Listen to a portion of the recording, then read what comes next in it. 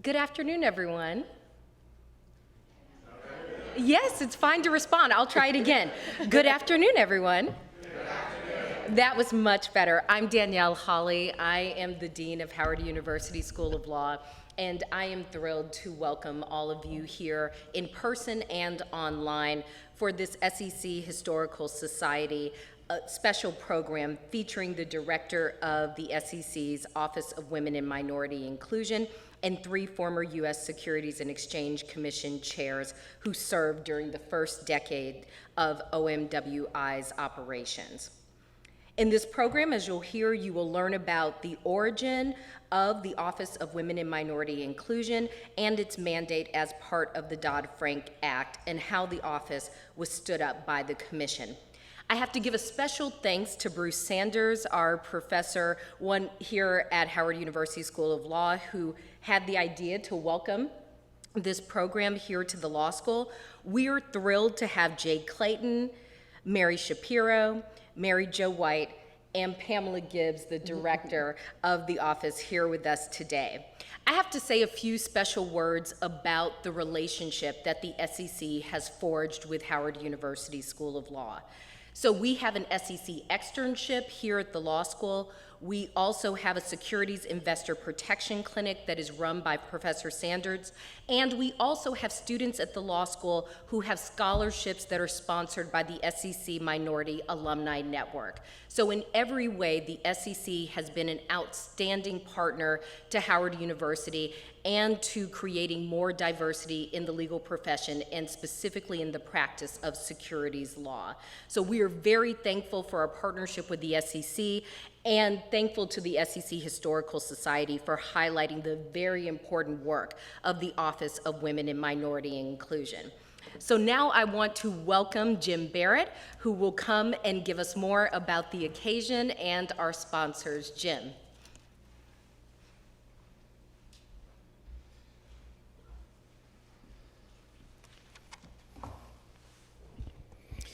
Thank you, Dean Hawley, so much for your generous welcome, and also to the Howard University School of Law for hosting this important program on diversity and inclusion that have been taking place over the last 10 years at the SEC. My name is Jim Barrett, and my day job, I'm a director with Alex Partners, a global consulting firm, but I'm also the chairman of the SEC Historical Society. And on behalf of the Society, I would like to congratulate you, Dean Hawley, and wish you the best this summer as you head north to become the new president of Mount Holyoke College, along with the added distinction of becoming its first permanent Black female leader. What a wonderful opportunity, and congratulations to you.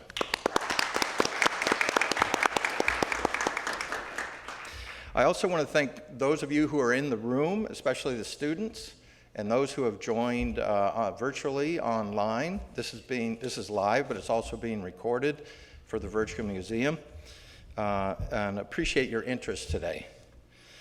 For those of you who aren't familiar with the SEC Historical Society, we're a 501c3 nonprofit. We are not legally connected to the U.S. Securities and Exchange Commission, but it was created about 25 years ago by former senior SEC leaders who really had the foresight and saw the importance and the value of really preserving and sharing the history of the SEC. So for the last quarter century, the Society has steadily grown a completely virtual online collection of what is now tens of thousands of unique and hard to find materials. There's memos, papers, photos, programs. There's oral history interviews, including featuring people who were and also people who are still on the front lines of facing the challenges and directing the course of our financial history. And all these resources are available just with an internet connection.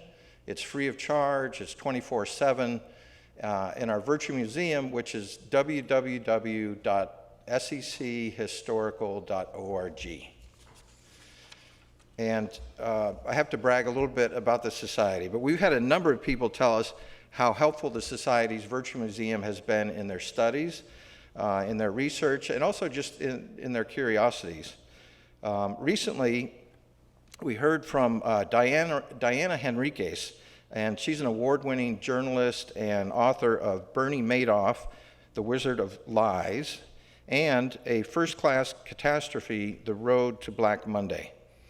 And in her letter was a donation and a note which read, in part, "Not long after I began work on the book, the pandemic shut down most of the archives I expected to rely on for my research. It is literally true that I could not possibly have written this book without the SEC Historical Society's online archives. Please accept this gift as a small token of my deep gratitude for the gift that the Society has given all of us, a priceless, accessible record of one of the most important stories in American finance." So if you've not yet explored the Virtue Museum, I urge you to do so. It's really a great resource. And before I hand over the mic, I would like to thank the sponsors of today's program, whose generous donations allow this to be planned, to be preserved, and added to the Virtue Museum.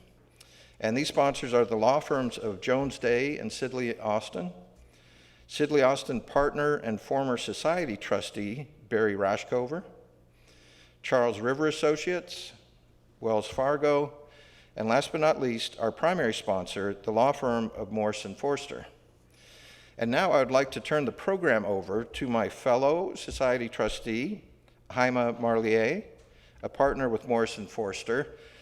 She co-chairs her firm's Securities Litigation Enforcement and White Collar Defense Group. Haima joined the firm after 9 years at the SEC's New York office. In Haima's spare time, she mentors Penn State students of color who aspire to become lawyers, and is a member of the board of directors and a volunteer running coach for Girls on the Run New Jersey, a nonprofit dedicated to inspiring girls to recognize their inner physical and emotional strength. She also maintains an active pro bono practice. And most pertinent for today, it was at Haima's suggestion that the Society's Museum Committee consider a program focused on the topic of diversity and inclusion at the SEC. And Haima, I want to thank you for you and your firm's generous support and contributions to the work of the Society. Haima?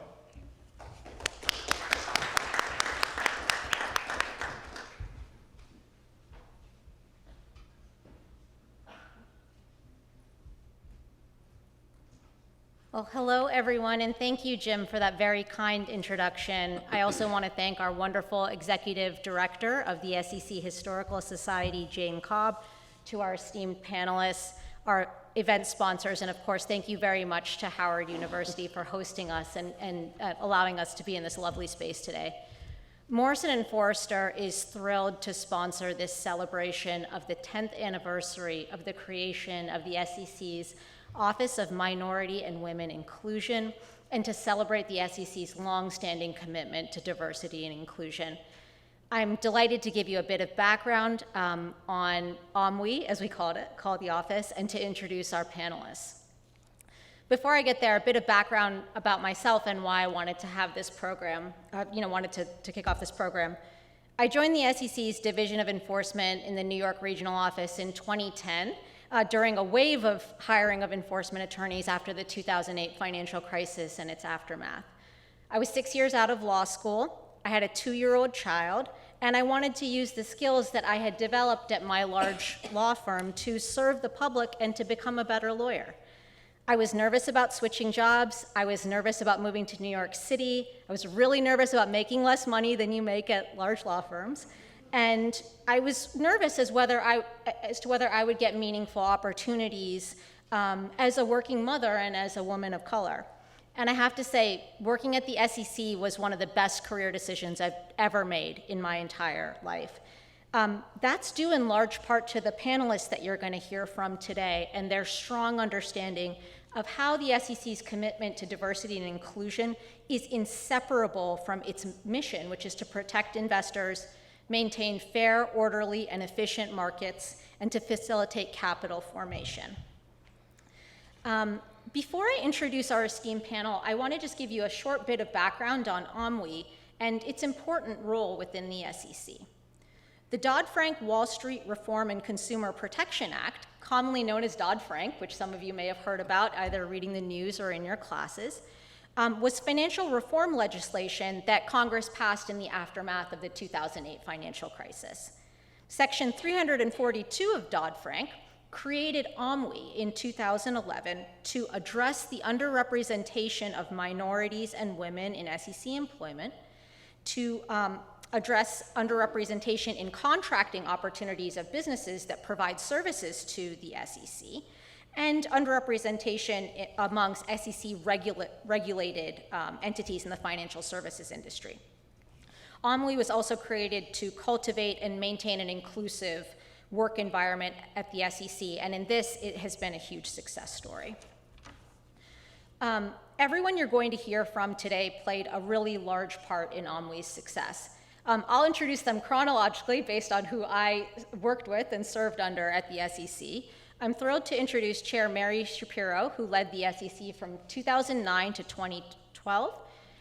Chair Shapiro appointed Pam Gibbs to serve as the director of OMWI in 2012. Chair Mary Jo White, who's down on the end there, led the SEC from 2013 to 2017. And finally, my last chair, Chair Jay Clayton, led the SEC from 2017 to 2020. Under their leadership, OMWI has achieved a lot. People of color now represent 38% of the SEC's workforce. That is really something to be proud of. Women represent 47% of the agency's workforce. And utilization of minority and women-owned businesses in the SEC's business operations has increased from 21% to 37%. And these are just some of OMWI's many, many highlights in the first 10 years of its life. I encourage all of you to go to sec.gov. Pam has a great OMWI page there, and you can read about even more accomplishments.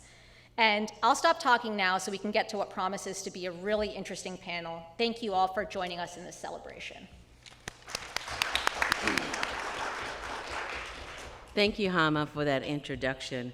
Welcome to those that are in the audience today and that are streaming live with us today.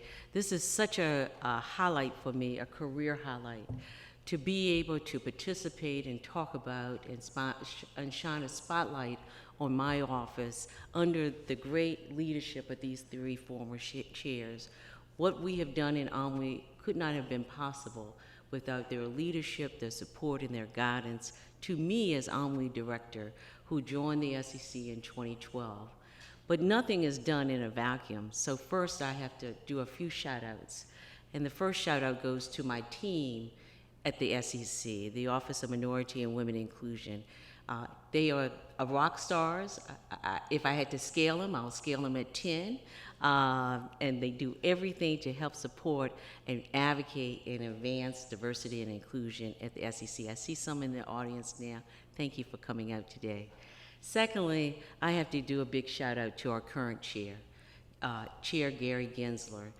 This is my second time working for Chair Gensler, and I can tell you that he's continuing to advance diversity and inclusion in a way that you guys set the path forward. So he's building the momentum and continuing in the legacy of integrating diversity and inclusion in all aspects of our operations at the SEC.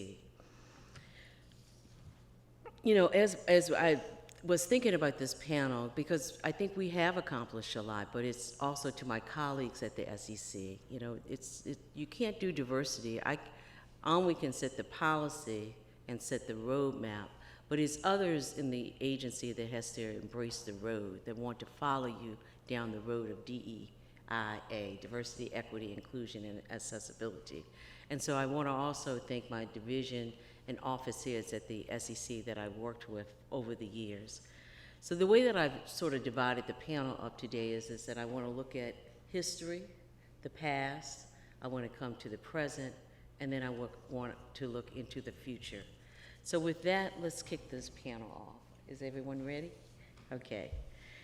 So to lay a foundation to which each one of these chairs came into at the SEC, I thought we'd start with a historical context of what they arrived to at the SEC. So to kick us off, would each one of you please highlight the key issues that you confronted when you joined the SEC as chair of the agency, starting with Chairman Shapiro. Sure, I'm happy to, and it's really a pleasure to be here. Thank you, Pam. Thank you for your wonderful service over so many years. Maybe one of the best decisions I made when I was chair was to appoint you to head the OMWI office. So if you can imagine, I was nominated by President Obama about a week after Bernie Madoff was arrested. We were still deep in the throes of the financial crisis. The enormity of the Madoff fraud was really just coming to light, and the impact that that had on the morale and the credibility of the agency would be hard to exaggerate.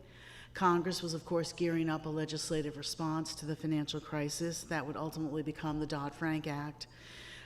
Early administration drafts of that law actually eliminated the SEC, so you can imagine that took a bit of our time to respond to, but more than one person told me I would probably turn off the lights and be the last chair of the SEC.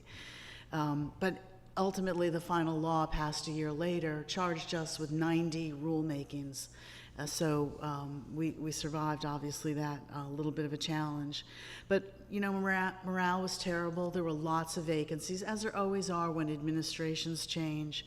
But every division director position turned over, I think, in the first 6 months. And there was a bit of a feeling of desperation about how are we going to right this ship. We were so criticized in the press.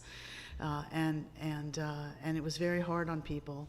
So we focused on hiring. We were very benefited by the financial crisis in that sense. Lots of people wanted to sit on our side of the table for a change. So we benefited by getting a lot of talent out of the financial services industry. We reorganized. We implemented a whole menu of specific reforms that were responsive to what had enabled Madoff to carry out his Ponzi scheme. We tried to give the Enforcement Division a bunch of new tools to move more quickly. And we really reoriented the agenda around investor protection and responses to the financial crisis. So it was an overwhelming agenda that I didn't come into office thinking this is what I want to do. Well, I knew what I wanted to do, but we didn't have time or room to do many of those things because there was so much coming at us from the financial crisis, from Madoff, from the Stanford Ponzi scheme, which shortly followed that, and then, of course, from Dodd-Frank's passage. Thank you. Chair Wyatt? So Mary did everything, so I didn't have to do anything. Right? No, seriously, Mary's being too modest. I mean, she really saved the SEC, and it's such an important agency for not only those who work in it, but more importantly for investors and the markets. So Mary said she had 90 Dodd-Frank rules, 102 kind of the Jobs Act, but who's counting when I got there? Many of them were done, but many of them were not done. So, you know, clearly there was quite a burden of rulemaking to do. I think the other things that I would just sort of note as I came in the door, the morale issue was there for the reasons Mary states. I think there was also some impasse with the union, so you had, you know, those, which are not unrelated, frankly, I think, in some ways. So that was something, you know, that all of us attended to as chair. On the burner for all the financial regulators in the Financial Stability Oversight Council, which was also set up following the financial crisis, was whether at least certain large asset managers should be designated as SIFIs, right? And basically so important to the financial system that they should have heightened regulation, really be regulated by the Federal Reserve in many respects. You know, obviously they are a very important class of the registrants in the SEC's jurisdiction. Ultimately, they were not designated, but one of the challenges I felt we had was to modernize how we regulated asset managers, because they'd gotten so big and so important and had so much impact, not only on the markets and the financial system, but investors, that so we worked on that. And that was not a Dodd-Frank Act rulemaking or a Jobs Act rulemaking. It's one of the few you could sort of fit in, right, that wasn't mandated by Congress. And so that was in part. In enforcement, my background is in enforcement. And one of the things that I did, I think not so popularly, others can comment, was to change the no admit, no deny policy for SEC settlements in some cases, where there's very egregious fraud.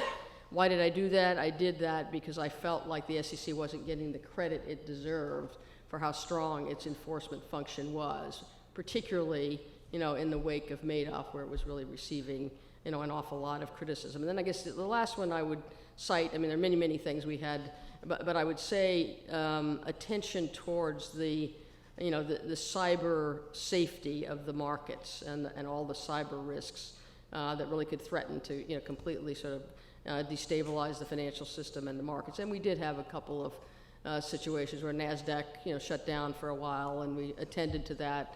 And we also dealt with that with a rulemaking that I think, again, not a mandated one, that enhanced that cybersecurity. So that's how I guess I would say as I came in the door. Thank you. Chairman Clayton? Well, I was fortunate. I came in the door thanks to the people to my right and left let's start with morale. It was on the upswing. If you look at the scores and the like of employee satisfaction, they were on a substantial upswing through both of your tenures. A lot of the Dodd-Frank rulemaking had been done. Some of the issues around what needed to be modernized, and agencies always need to be modernized, had been identified by both of you, including the investment advisor. So in terms of sort of the core of the agency, things were in very good shape when I got there. In terms of challenges, I would say too, on the operational side, our IT infrastructure, and this was manifested in actually a hack that happened at the SEC and that we all dealt with, and just generally was way behind from an operational perspective. And I would say due in large part to the successes and failures of Dodd-Frank. There were some successes in Dodd-Frank. I'm going to put OMWI squarely in the success category. There are some real failures in Dodd-Frank. The SEC had become a subject of congressional attention, not just from an oversight perspective, not just from tell us what you're doing and we'll comment on it, but from a this is what we want you to do, and if you're not doing it, we're not happy with you. Well, you have 100 people in the Senate, they all have a different view of what the SEC ought to be doing.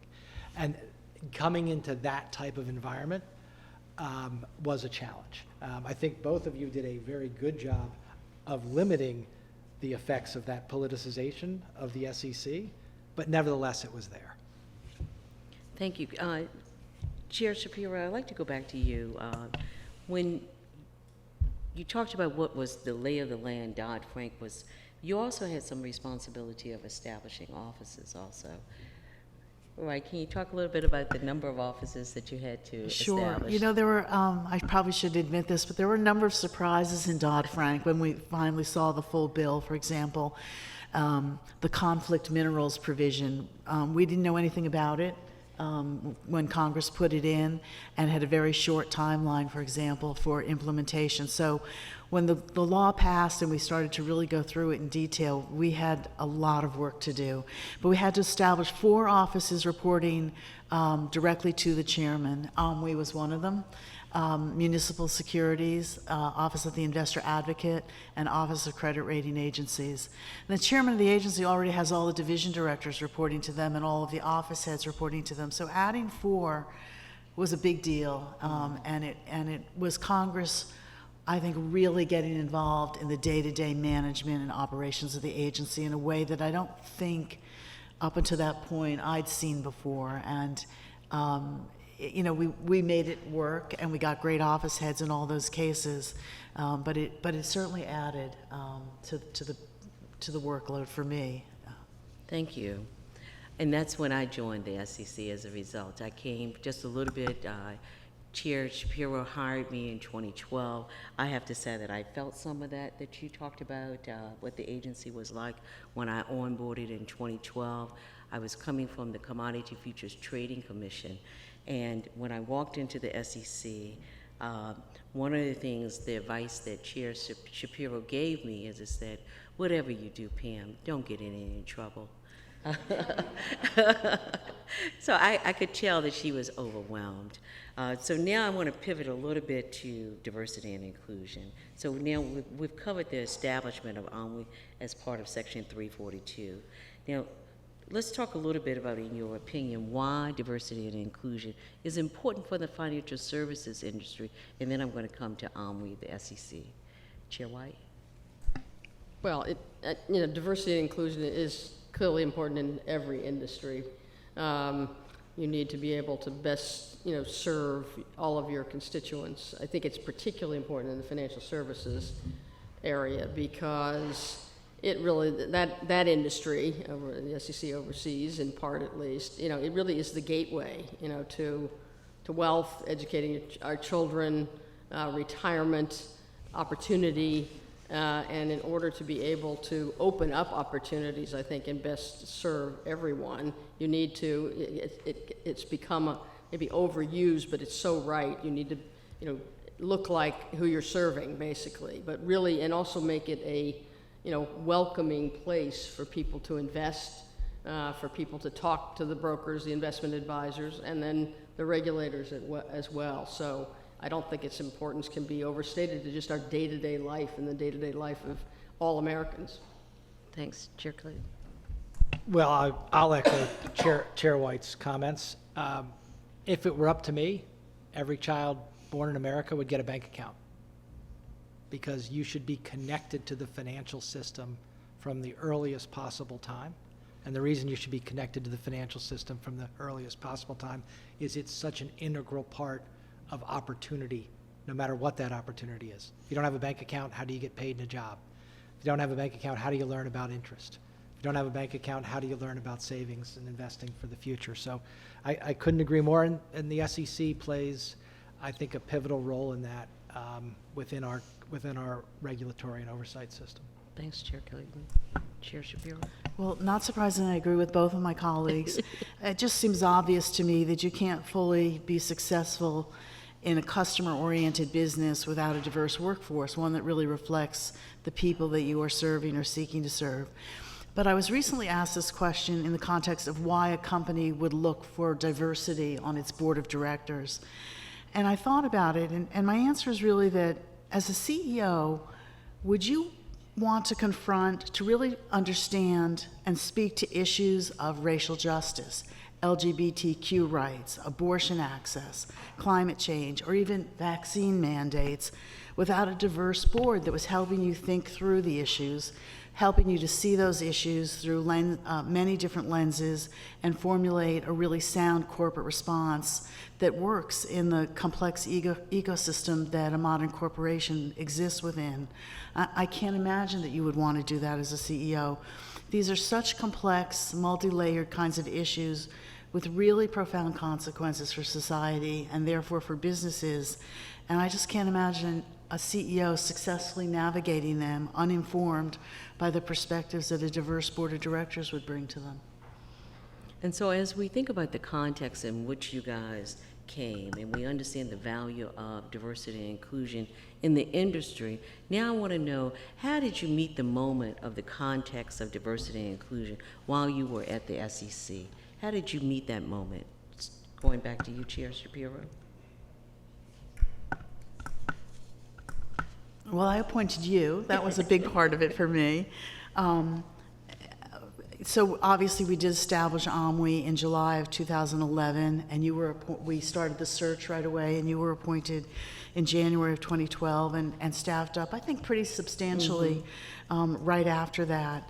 I think also importantly, we made Pamela a part of the senior leadership team of the agency because I felt very strongly that this couldn't be a function that sat in a silo off on the side, kind of chirping at people to do this and to do that. She needed to be integrated into the senior leadership of the agency so that their thinking would incorporate her thinking, and the values that she was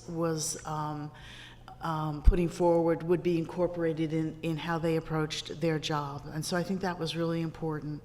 And you did an incredible job with expanding minority contracting opportunities, with focusing our hiring efforts on reaching out to women and minorities where they were, not expecting them to come to us.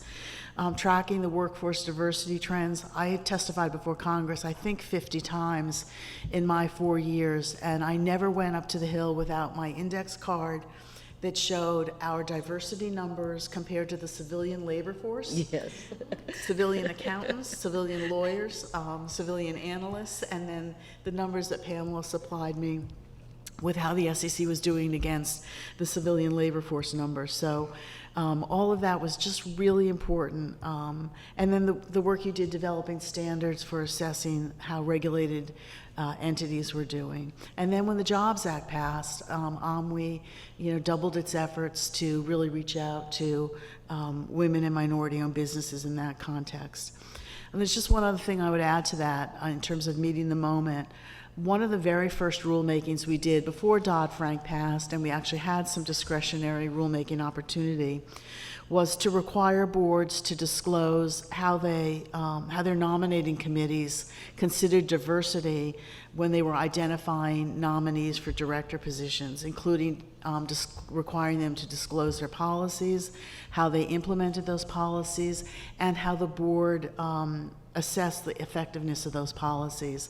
And the goal behind that, it was a little bit of an indirect way at getting at diversity on boards, but our goal was to force boards to confront this issue of diversity and the lack of diversity by disclosing what they were doing about it. And the theory being, they're not going to want to disclose, well, we're not really doing anything, we're not paying attention, so they would actually put in place procedures and processes for nominating diverse directors so they could then disclose something positive. Thank you. Chair White? Yeah, and by the way, that disclosure tool, the SEC is not a merits regulator, but don't kid yourself. The idea is to move conduct with disclosure, obviously, in all sorts of areas.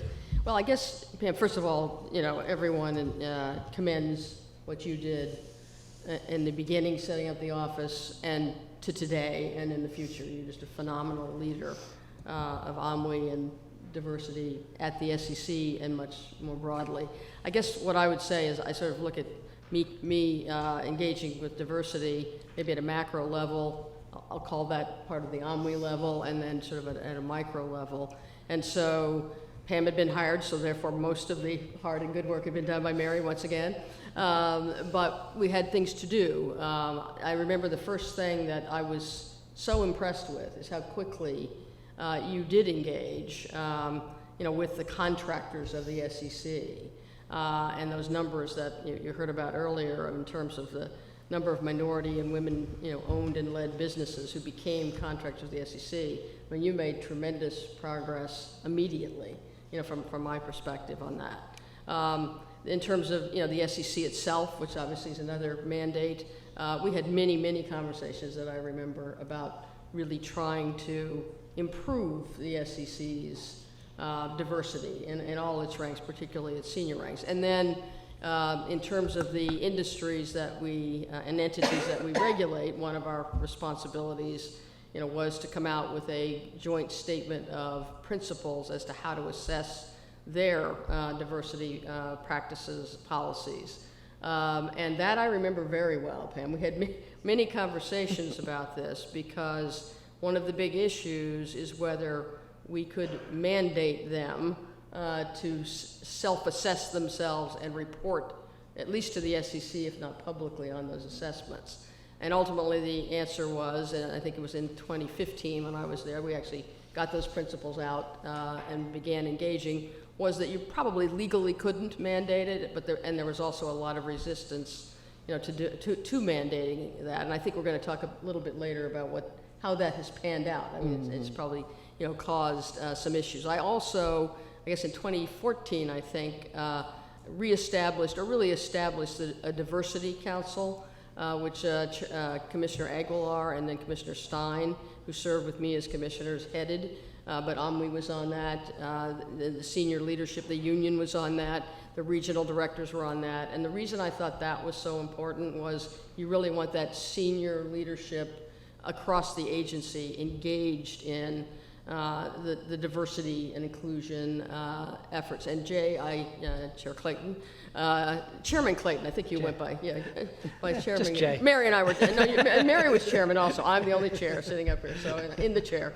But you actually were the head of the Diversity Council, I think yourself, which I think, is terrific, because nothing quite sends the message, like from the top. This is the just full engagement. So I think that was just terrific. Mary mentioned her engagement on trying to move along and move up diversity on boards of directors. That was also one of my priorities, and one of the tools that every chairman has is the bully pulpit, right? I mean, sometimes your authority is more limited than you would like. In fact, always your authority is more limited than you'd like, but you really can move the needle. And so I made a point to really talk about that. And it's an easy subject to talk about because, there's empirical research. I mean, diversity makes you a better business. It makes the conversations in the boardroom much more productive.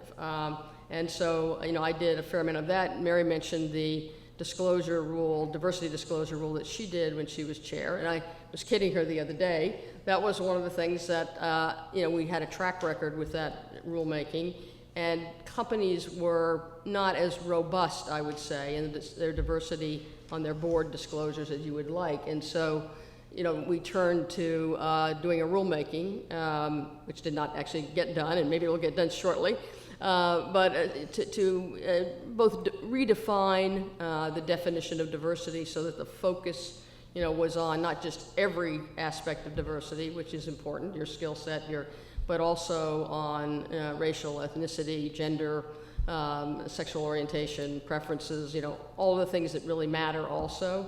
And so it's sitting there waiting to be adopted, I think. So perhaps Chair Gensler will get it done, and Pam, you can sort of move him along. The micro level on diversity, I think it's very important you lead by example, and so one major focus when I got there and every place else I've been where I'm a leader is who's working for me, who's working for the chair, and how visible are those people that are working for the chair.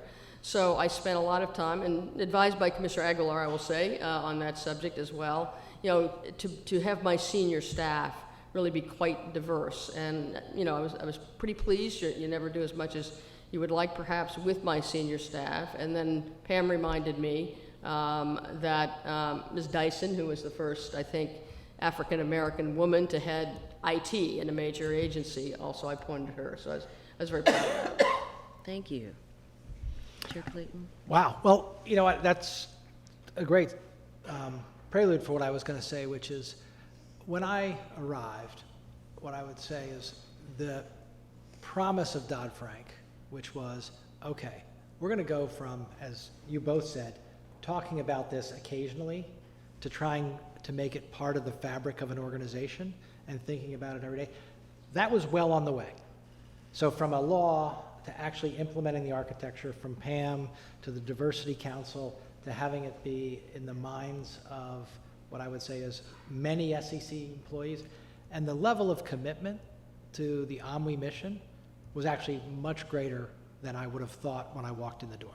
So you've got that playing field, and then the question was, what do we do? How do we continue that trend, and where are there areas that need a lot of improvement? And we had I thought you guys did choose very well, you chose very well, you worked very well. So I was like, look, I can work with this person. She's pretty smart, and she's a doer. And I said to Pam, I said, your job is to challenge me. Now, I'm not going to do everything you want me to do, but the more ideas you throw at me, the more things that you think I should be focused on, the better. And I think we focused on a few. One was, again, the trend at the commission in terms of people's feeling about whether we were truly committed to diversity, inclusion, and opportunity was going up.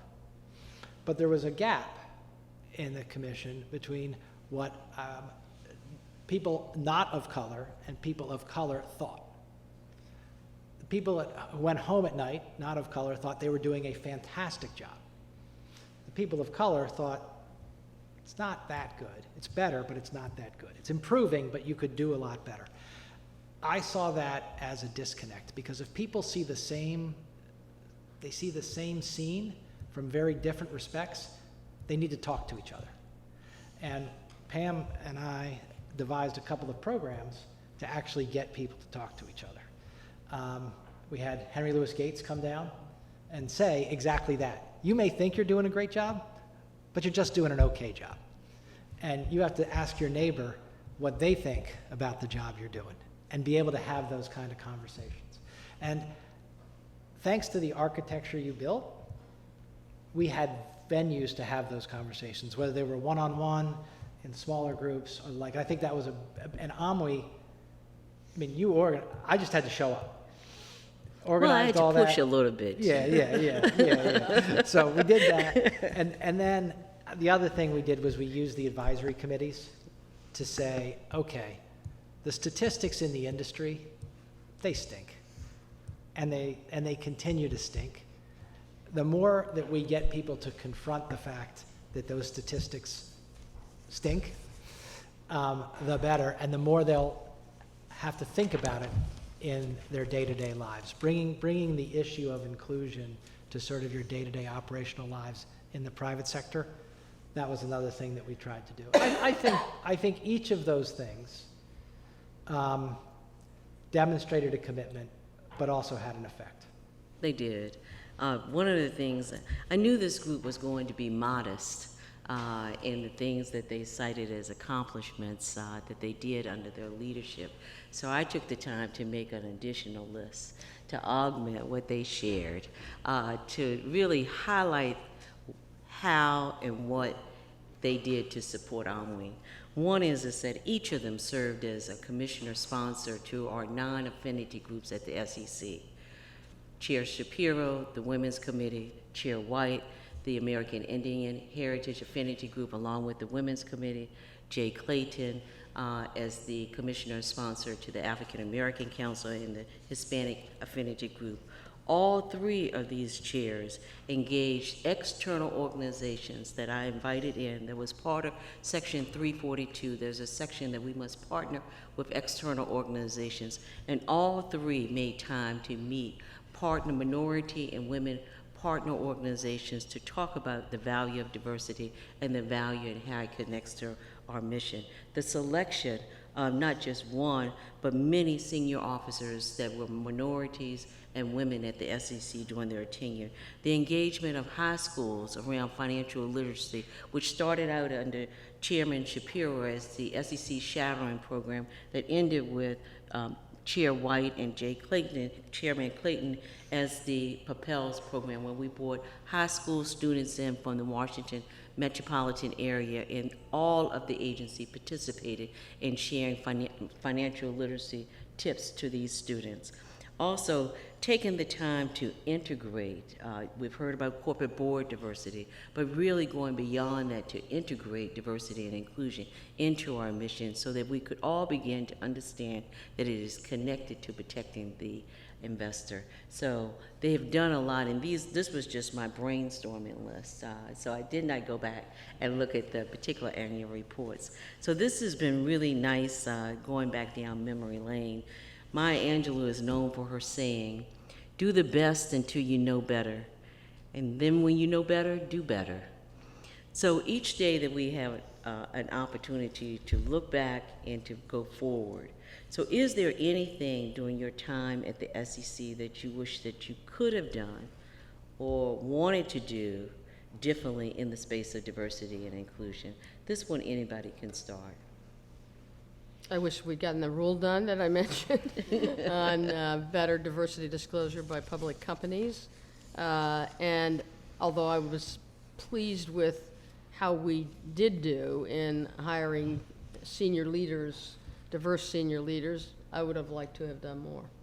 We made a point of, and succeeded, I think, at the regional director level and some other levels, but I would like to have succeeded even more. Chair Shapiro. Yeah, well, we could have moved faster, and that's probably always the case.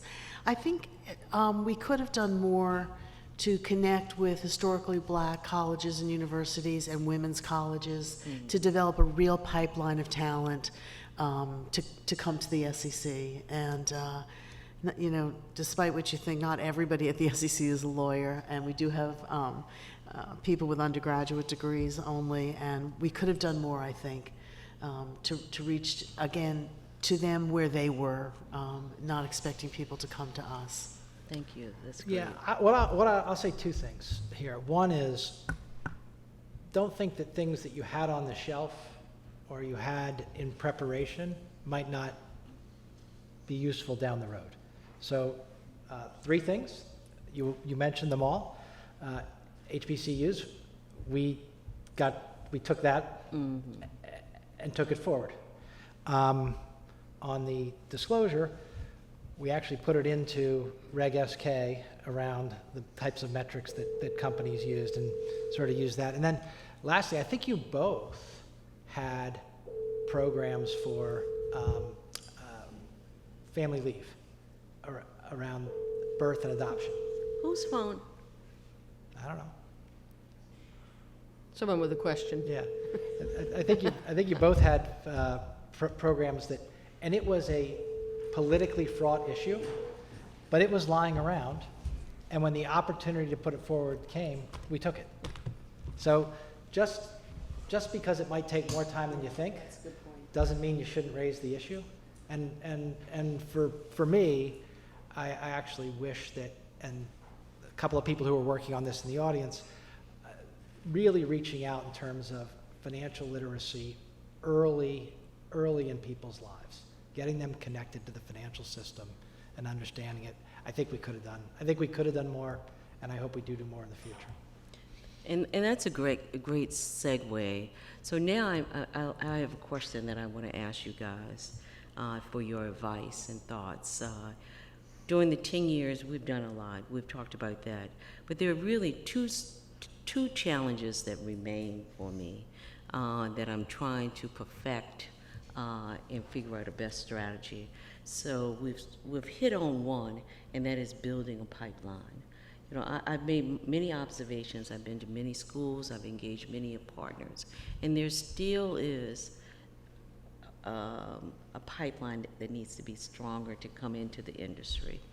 And the second is, which we've talked about a little bit too, is the voluntary disclosure of our diversity assessment report. We've collected data 2-3 times, and we are hovering around 5% collection rate. And that's on par with the other financial regulatory agencies. So it's not, we are right in par with everyone else. So my question to you guys is that as you think about the Office of Minority and Women Inclusion and being on the outside now, what advice would you offer to me to continue to build a pipeline in the agency and to continue to think about how to push the voluntary self-assessment? I'm happy to start. I think look, voluntary is voluntary, but I do think the chair of the agency and the commissioners could really use the bully pulpit and really push the firms to provide the information and to do the assessment.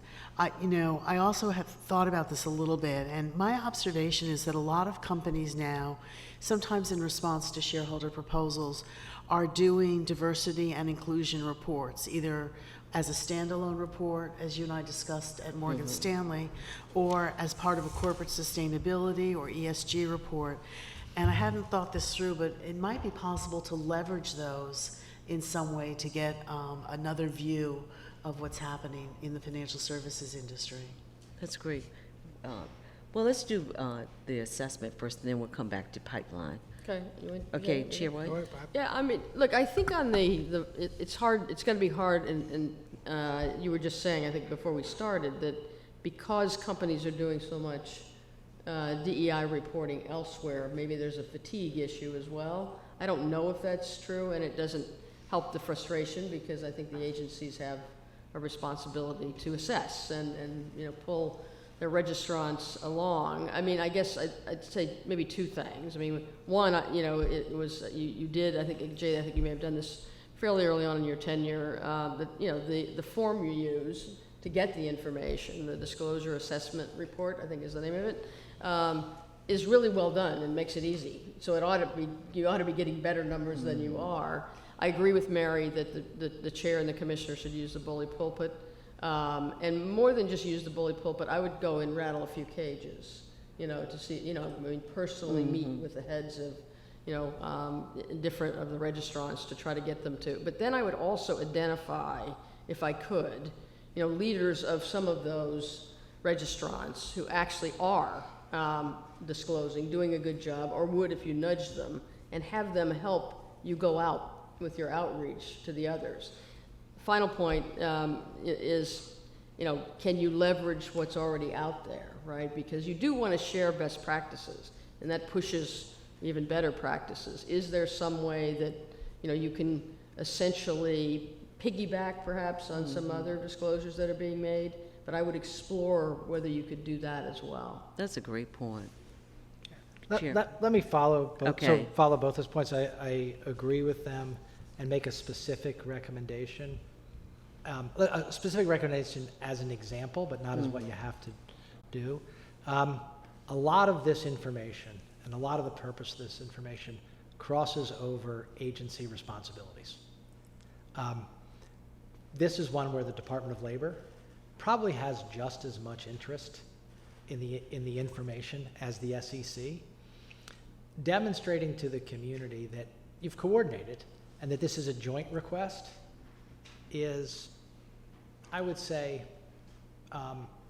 makes it harder to say no, and also demonstrates that you're not going to have two different forms asking for the same information. The private sector hates the left hand, right hand, left foot, right foot problem that agencies create for them. And a little bit of coordination around this might be helpful. That's great, thank you. Now, the pipeline, what do you guys, we have started to, just as way of background, we have started to engage high school, HBCUs and women colleges in terms of, what I found is a lot of people don't, a lawyer they understand goes to the securities industry, but all of you guys know we hire more than just lawyers, or economists, or accountants, or auditors, and so those are where the pipelines are weaker for us in terms of getting them to see their advantage. Any thoughts there that you'd like to add? Well, I can recall a meeting with the National Association of Black Accountants when I was at the SEC, and that I can remember anything that long ago is sort of amazing. So I think there are affinity groups like that that would be really helpful, and I'm sure you've already made those connections and deal with them. But I also think the more diverse the staff becomes, the more diverse candidates are going to come to the agency. Nobody wants to be the only person of color in the room, the only woman in the room. And so it really is important to get people in, to retain them, and then others will come. And as you develop the pipeline with historically black colleges and universities, women's colleges, community colleges, develop high school internship programs where kids are comfortable after they graduate coming back to the SEC because they intern there for a summer or after school. I think we just have to get really creative. Thank you. Anything, anyone else? Chair Clayton? So I'll say something that some people will agree with, some people won't agree with. I believe that people going from industry to government, going back to industry, is actually very beneficial for government, beneficial for industry, and actually leads to more compliant behavior, not less compliant behavior. It's like not even close. I agree with him. It's like not even close. Just to be clear. And using that, I think a lot of people are actually afraid to do that, and championing that as a way to, what I would say is, bring more diversity, particularly to the senior ranks at the SEC, as Mary has said, when people, know that they're not the only person in the room. I would just make sure that's not a negative. It should not be a negative for people to be coming in and out of government, particularly in an area that is so affected by technology, and if you're not really current, you're way behind. Yeah, I guess, and I think of the industry as well as the SEC on this, and there's something called the leaky pipeline, right? Which is basically you get people, into the, asset managers, the broker dealers, the SEC, and then you lose them. You know, I mean, I've always thought, you know, I'm most familiar with law firms, really, and I guess the SEC now, you know, as well. And the accounting firms have always done a much better job of bringing their people back when they go out for whether it's government, you know, or it's childcare or whatever it may be, to bring them back in. And so I would just say when we think about pipeline, we ought to think about the people we've got also and to try not to lose them. You know, now the SEC does not have, I mean, it has a pretty low attrition level, which is, you know, a tribute to the agency, I would say, and everyone in it. But still, you lose, and you're losing, you know, it's cyclical, and you lose people you don't want to lose, really. The other thing I guess I would say, it comes off what Jay said about, you know, every person when they're 2 years old or 3 years old ought to know what a bank account is and have one. You know, we need to be thinking about, I think, acclimating broader swaths of the community to the financial services industry and making them more knowledgeable. It's related to me to literacy. You need to want to do whatever the job is, whether it's at the SEC, you know, or in the financial services firms. And I don't think you do that. I mean, if you look at those numbers we just talked about in the industry itself, I mean, they really are bad. I mean, they really are bad. I mean, they, you know, in terms of diversity, they really are. And, you know, and I think you really need to be reaching out from a very early age to do it. I do think reaching out to the schools, high schools too, maybe even, and colleges. You know, there's also a phenomenon of, you know, people that are, you know, unlike myself, who are, you know, more verbal, are, you know, good at math and technology and science, you know, are in the financial services industry to a great degree. A number of the jobs in those agencies, not the lawyer's job so much, but those too, need those skills, and you need people who like that. And so are we doing enough to kind of reach out to those, you know, who will most thrive, I guess, also in the financial services sector and the SEC? And the final thing I would say is that, you know, look, the numbers matter. I mean, you know, your point of, Mary, your point of you don't want to be the only woman in the room, you don't want to be the only Hispanic in the room. You know, I've told this story many times, but I'll tell it quickly. When I was U.S. Attorney, and then Janet Reno was the Attorney General, I was the chair of her advisory group, and I went down to her senior staff meeting one day a week for a year. Don't ask me how I survived that on the shuttle, 6 a.m. shuttle, but I did. And most of the people in that room were women for the first time in my career. This would have been 1993, I guess. And, you know, they were heavy-duty people, right? They were appointed by the president, confirmed by the Senate. And then, you know, I have this sort of Earth to Mary Jo moment, right, where it's sort of like, what's different about this room, right? Well, all the women were speaking up and thriving in that context. And the men, by the way, were quite cowed, I have to say. You know, I mean, seriously, you know, and I'm sitting there, what is this?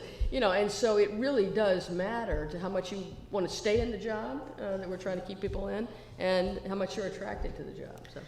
And, you know, I think we should also be absolutely shameless about stealing the best ideas from other agencies and from the industry. The SEC doesn't have the lever to pull of big compensation numbers, of course. It's all dictated by law. But there are lots of other ideas that are out there that I think are probably worth seeing if they can translate into the public sector. Thank you. These are so helpful. So now I want to broaden the lens a little bit. Are we seeing progress in the financial services industry? Not enough. Not enough. I mean, you know, I sort of refreshed myself, right, for today, and read I think a 2022 GAO study, and, you know, I actually scratched out the numbers. I mean, and this is management positions, and their survey, you know, takes into account, you know, all kinds of, I mean, banks, asset managers, brokers, payment companies, you know, so and they're a little bit different, by the way, the profiles, but essentially in senior management positions, you know, 85%, in the last, and there hasn't been much change either, but 85%, 86% are white, 69% are male, 3.1% are black, 4% Hispanic, 6 to 7% Asian, and women are about 32%. You know, some of the analysis around these numbers mentioned the leaky pipeline as a problem, mentioned, particularly for women, and the pandemic has made this worse, kind of the missing rung on the ladder, that, you know, you start with women, and frankly also in the financial services sector, in the law firms, you know, almost half of the people starting are women, for example. By the time you get up a rung or two, the numbers are just drastically reduced, let alone when you get to the top. So You know, there's an awful lot more to do. I mean, you've had successes, obviously, you know, but that's, you know, one of the other things I often say is I was so grateful to be the third woman chair of the SEC, because I'd always been kind of the first woman this or first woman that. At least we had three. We were appointed by the same president, perhaps not coincidentally, but, you know, and in the financial services sector, I mean, you know, years ago you had, you know, Dick Parsons, African-American, you know, chair of the Citigroup board. You have today Jane Fraser, kind of the first woman who was the, you know, CEO of a major bank. Betsy Duke, who was, you know, chair, you know, of Wells Fargo for a while. I mean, so there are successes like that, but it strikes me that the financial services sector is behind most other sectors. I mean, you really want to get out of the first this, the second that, the third this, and I think we're still there. Chairman Clayton. I think we've made some progress, and we should recognize that. You know, those numbers are better than they were 2 decades ago. But we still have issues in some places, and I think significant issues in other places. So Mary Jo's always really good at, you know, just laying the issue on the table. If you have 50% men and women starting, but 20 years later of that cohort, it's 70-30, you know, why is that happening? And we need to continue to ask ourselves that question. I think we've actually done better in women than we have with people of color. I agree. In terms of, you know, where's the progress? And, you know, I think that that's something that we have to ask ourselves. Why is that the case? What is it about the pipeline and how it goes in financial services that we've done better than we have for people of color? And I think we have to just ask ourselves these continually ask ourselves these uncomfortable but very clear questions, and not, like we said, not on Wednesday, you know, once a month, but sort of day to day. You make a very good point. I mean, we should not ignore the progress either. And for example, the OMWI, I think the last report, or at least the one I looked at, I mean, there have been improvements in the diversity of the workforce. Now, if you looked at the numbers from where do they start and where do they go, you get depressed again, right? A little bit, but there has been progress. But I think Pam keeps a chart at the SEC, and it started, and there's been a lot of progress at the SEC, and I would say at the SEC, let me just give you a big compliment. The industry progress is like, and the SEC progress is like that. Well, that's only because Which of is you a guys. tribute to you, I totally agree. It's only because of you guys. You guys are the ones that, all I can do is put the policies and advocate. It is you guys that have to put the stamp of approval on it. So you have to take credit for yourselves for being willing to sort of hear the cry that we needed more senior leaders that were women, and that particularly were people of color. You heard the cry that I made, the calls that I made, and you took heed to that. So you have to pat yourself on the back for taking heed to the advocacy for more diversity at the SEC. And I'm pleased that the SEC numbers are higher than those. They are. I mean, substantially. Yeah. You know, then GAO puts them against the other financial regulators, and they slice and dice them, but there's no mistaking that they're higher and better. Yeah. Chair Shapiro, would you like to add something? Well, I'll only say I really agree with everything my colleagues have said. I do think the retention issue is a really worrisome one. If we can get people into the agency or into financial services firms, but they don't stay, or law firms, then we haven't really done anything. So I think making sure that we're supporting diverse employees and creating a genuinely welcoming environment is really critical. We need to ask those hard questions too. What is it about how we're functioning that is causing people to leave us? That's a good question, and that segues us into the next question about sustainability. How do we sustain our diversity and inclusion efforts? All of you guys are in leadership positions and are able to reach a wide range of audiences. How does a leader exercise influence in order to create sustainable change in regards to diversity and inclusion? So I think not just by talking about it, but I think you also have to talk about it and talk about it all the time. But it's really by making a really conscious and concerted effort to build a diverse team. Leaders need to do that and model that kind of behavior for their entire operation. And I think one of the most important lessons I learned at the SEC was about valuing diverse perspectives, because you deal with all these members of Congress, and to Jay's point, every single one of them has a different view and a different perspective that they're coming from. You deal with, constituents, all kinds of people, all kinds of places, all kinds of companies. And if you're not willing to listen to them and value that diverse perspective, people are going to stop sharing it with you. And then you've really lost sort of everything. So I think you have to talk about it. You have to model the behavior. If we're talking about a financial services firm, quite honestly, they have to set goals and tie compensation to those goals, because until people are not compensated because they haven't done a good enough job with respect to building a diverse workforce, then they're not going to be too concerned about it. It'll be a nice to do, but not a have to do. Once you tie their compensation to it, they'll do it. Shouldn't be necessary. I know. But that's reality, I think. Chair White.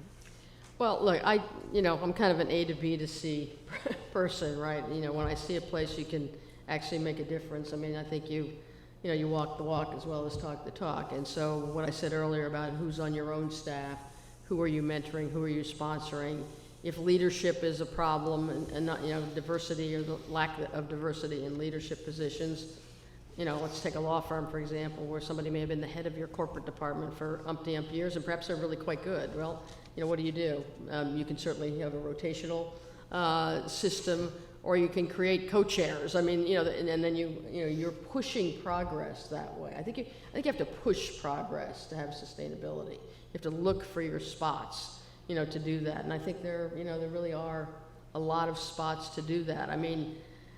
This really goes way back, but when I was 12 years old or whatever, but right after I got into law school, I was on a bar committee, and one of the problems we were having in New York, actually, was the minority pass rate on the bar exam was quite low.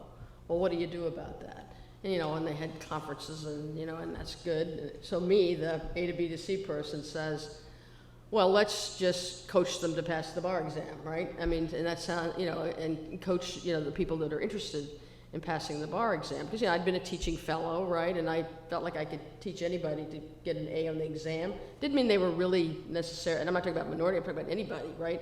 But I could do that, right? And so you could break that barrier. So we had, literally with $10,000, so from 10 law firms got $1,000, hired Jerry Lynch, who's brilliant, by the way, and was a Columbia professor and is now in the Second Circuit, basically tutor people. And guess what? The pass rate went up like, 30%, and it stayed there, right? We ran the program for a few years. So I think you've got to push and be proactive about successes, because they breed successes thereafter, I think.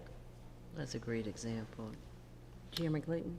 Well, I agree with all of that, which is if everybody has responsibility, no one does. But if you have individualized responsibilities, then you see things really getting done. And if those individualized responsibilities are sort of tied to things like compensation or tied to objectives, so much the better. A practice that we instituted was when you are interviewing for I think it followed what you were already doing, so wasn't like, but it was a message, was that when you were filling a senior officer job, we wanted to see that Rooney type rule followed across the commission.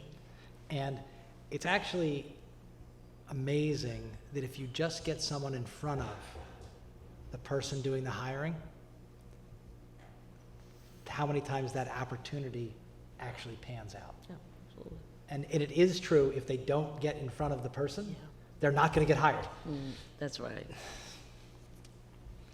So we're coming to the end of our program, and I just have a couple more things. One is that we have a number of students that registered for the class. Unbeknownst to us, though, it's midterms today. So we're hoping that they go back and stream the program at their convenience. But because students did register for the program, and I have the opportunity to have such great leaders on the panel, what advice would you give students that are interested in a career in the financial services industry or advancing in the industry? Come to the SEC. No, seriously, it's, I've always been a huge believer in, and I agree with Jay and Mary Jo about this, taking a turn through government, whether it's at the state and local level or the federal level. I've never been terribly worried about the revolving door as a problem. I've seen it as actually as a strength. But I do think students probably don't, especially if they're graduating with a lot of debt, as I did, don't think of the federal government maybe as their first port of call, but it's a wonderful place to work, and it's a wonderful place to learn, and I would, think seriously about starting in the federal government. I did, and I think it gave me an amazing grounding. Thank you. Chairman Clayton? Here's the thing about a level of financial familiarity, whether it's an accounting class in school or a finance class or just something. It's almost like a foreign language. It gives you an ability to interact in a different place. And what I would say is, and I love when schools offer accounting and finance pass-fail, because the idea that you're going to go in there and take some kind of objective test with people who've been doing math their whole lives and they're comfortable in it, like that doesn't feel great. But just having, I am the worst at Spanish, but just having a little bit of access is a huge help. Having a little bit of access, because you know what? You might be not like me. You might be somebody who gets a little bit of access and you're really good at it, or you really like it. So just give it a try. It'll open up new opportunities, and even if you don't like the industry, and you don't have to like the industry, you won't be afraid of it, because it's actually, it's not that complex. It's really, people try to make it harder than it is sometimes, because that way they have an advantage. And just being more comfortable with what I would say is the language of the financial industry will hold you in good stead no matter what. So I would say just get access. Yeah, I was going to a similar place, which is learn all you can. It's like anything else, right? I mean, if you don't understand it, you don't like it either, right? I mean, you're all familiar with, you kind of break the back of an issue or a problem, and then wow. And I think, you see it over and over in yourself and others. It's hard to predict what you're really going to like until you know something about it. I mean, you'd think, I would have thought I would like to be a First Amendment lawyer. Found it deadly dull, right? And then I liked the accounting cases. Who knew, right? I mean, you would never have predicted that. But you don't want it to be a foreign language. And, Pam said someone interested in the financial services, learn all you can. I agree with Mary. The government is a great place to go to enhance that experience. Keep your learning curve vertical. Find a mentor, a sponsor who's got that background and can, just help you through that if you can. If you can't, just learn everything you can. And find your sweet spot, right? I mean, this is sort of the age of, the expert a little bit in specialization, but you don't have to be narrow about it, but, find your spot, and you may find you love it and you're highly successful at it, actually. I mean, don't be afraid to move jobs, I would say, as well. That is my phone now, sorry. Okay, so I'll stop there. So I have one more question. I didn't share it with you guys in advance, so you can pass if you like. But today we kick off Women's History Month. March 1st kicks off the celebration of Women's History Month. And the SEC has always had a strong women representation at the SEC and a strong women's affinity group. However, navigating the pandemic, remote and hybrid workforce has had an impact on women representation at the SEC. So to Chairman Shapiro and Chair White, what advice do you give to women that are having to navigate this time that we're in now around remote, hybrid workplace, returning to work, also trying to balance work-life balance? I'm probably the worst person in the world to answer that question, except for maybe Mary Jo. I lost again or won again, right? Whatever it is. we did not balance very well. I never did, and I will say the 4 years of the SEC were so intense. I don't think I got home for dinner the first year with my family, and I had youngish children. So I'm not very good at that. But what I do see in this younger generation is a determination not to sacrifice family and personal life to work the way we all did, 7 days a week, 12 hours a day.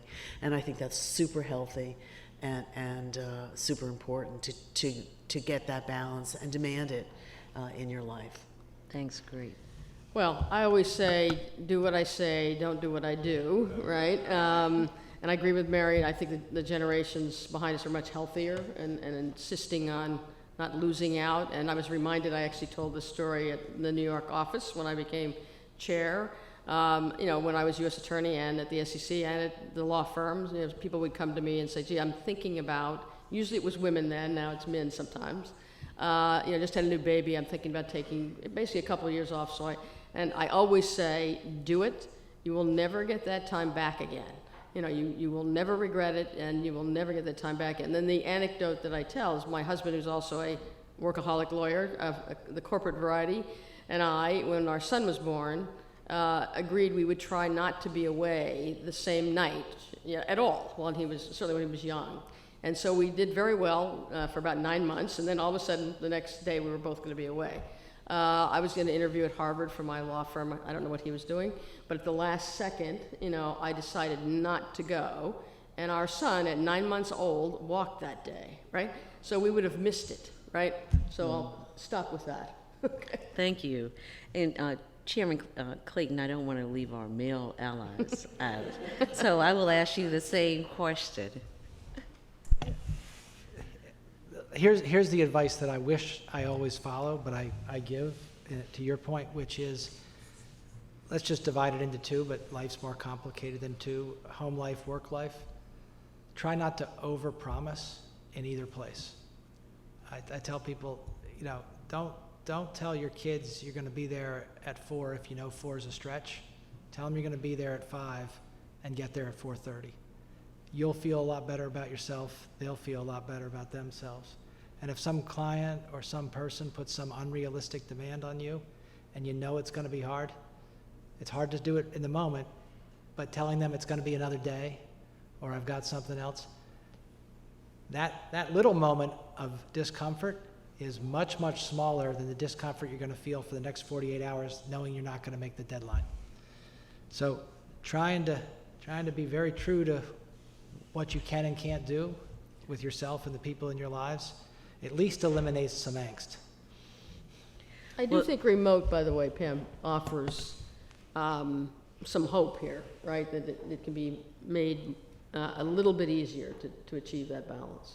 I mean, you may lose some other things. We're all sort of dealing with not enough in person, right, at this point. But in terms of flexibility and managing in balance, I think that's a real step forward. Well, that brings us to the conclusion of our program. Was this not a rich discussion and dialogue of our panelists?